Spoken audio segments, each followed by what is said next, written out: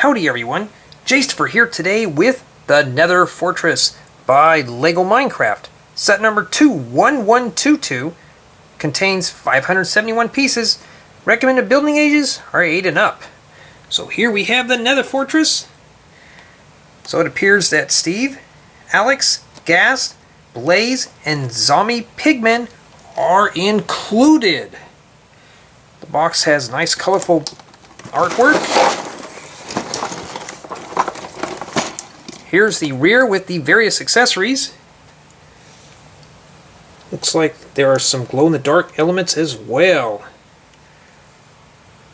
Well, let's head into the Nether and see the Nether Fortress.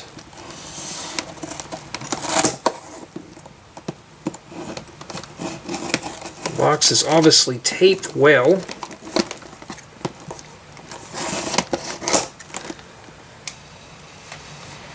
Let's be careful not to let all the pigmen out into the overworld. Okay. Here's we have a set of instructions. Numbered bags for easy build.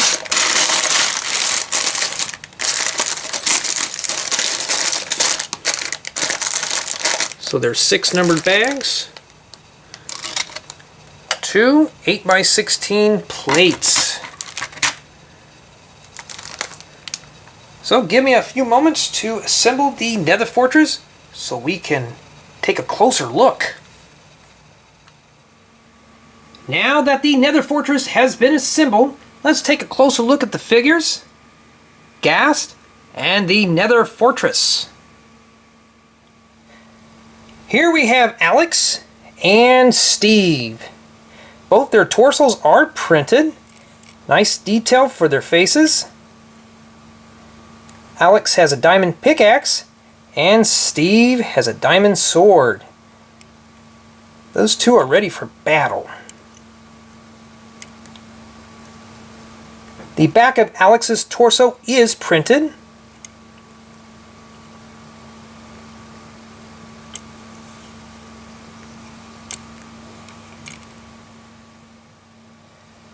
Next we have a Pigman on the left and a Blaze on the right. Both of their heads are printed. Nice detail for the Blaze. The torso and legs on the Pigman are printed.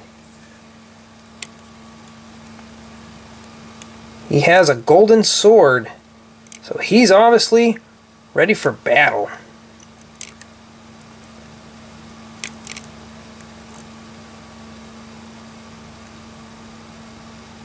Nice use of the nozzles for the Blaze.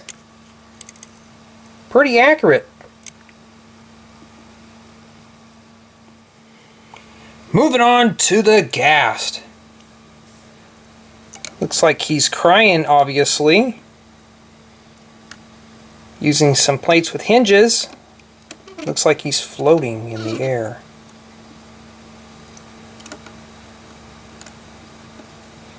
This was a pretty interesting build.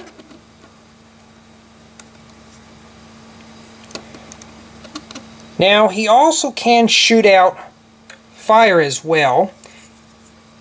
This is where the brick separator does come in handy. We need to pop off these two 2x4 tiles, and these are printed. We need to change the Ghast expression. So we'll set these off to the side. Now we have a printed tile that has his eyes open. We take the 2 included 1x2 tiles, we place them on both sides.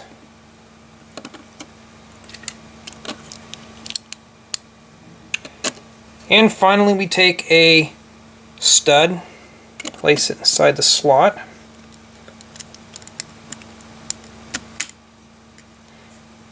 This element on top does pop out, and we can press it down and it'll shoot out.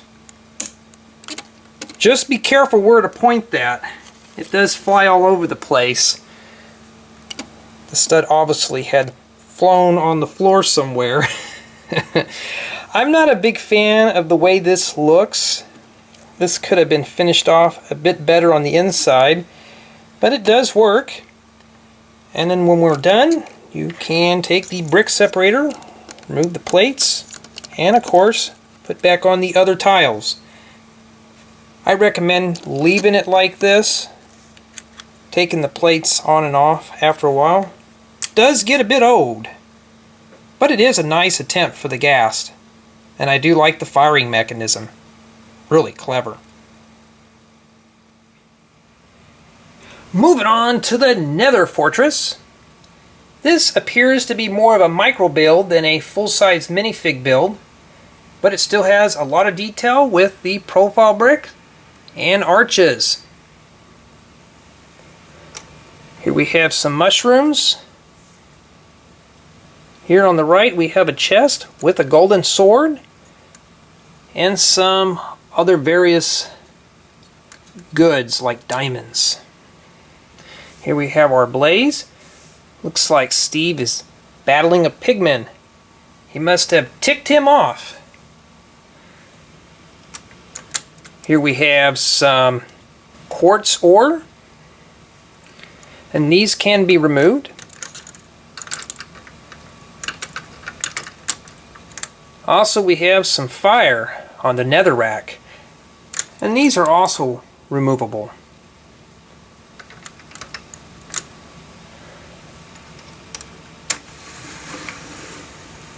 Here we have the portal from the overworld into the nether. I like that purple element. That is really cool. Here we have some glowstone that actually does glow in the dark. The fortress does rest on a pivot. It doesn't fold back all the way. It only rotates 90 degrees. I am not sure of the purpose of that.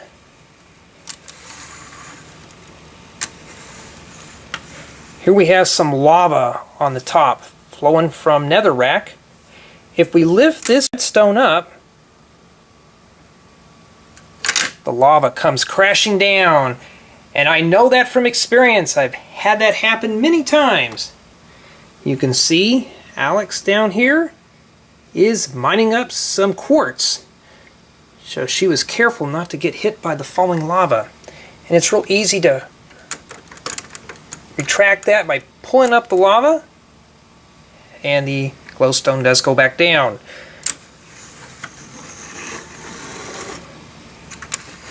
It is a very long build. It's not fragile, it's solid built. Not much is going on with the back. As you can see, it stops on this corner.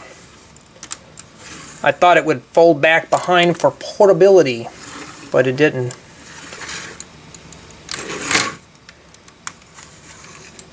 And the portal just got detached. So maybe it's not as durable.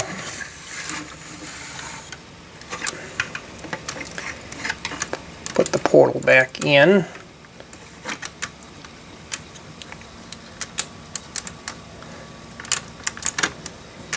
But each piece can be reconfigured. It is a nice build. Here we have the glowstone in the dark. It's not as bright as I thought it would be. It seems on the dim side, but it does add a little character to the Nether Fortress. Finally, we have these spare pieces after assembling the Nether Fortress. There are still a good assortment of 1x1 plates, some studs, slopes, tiles, and other various elements. One of these white studs is a glow-in-the-dark stud. These pieces may come in handy for other LEGO creations. And this wraps up the review for the Nether Fortress by LEGO Minecraft, set number 21122. This is an awesome set. It does come with plenty of accessories such as swords, pickaxes, and a brick separator to help with the build. The only two faults I had found with this set is that you have to change the plates constantly on the Ghast to change his expression, and the build appears to be micro-scaled. But it is still a great set to add to an existing LEGO Minecraft theme or as a source for spare parts. Thank you for watching.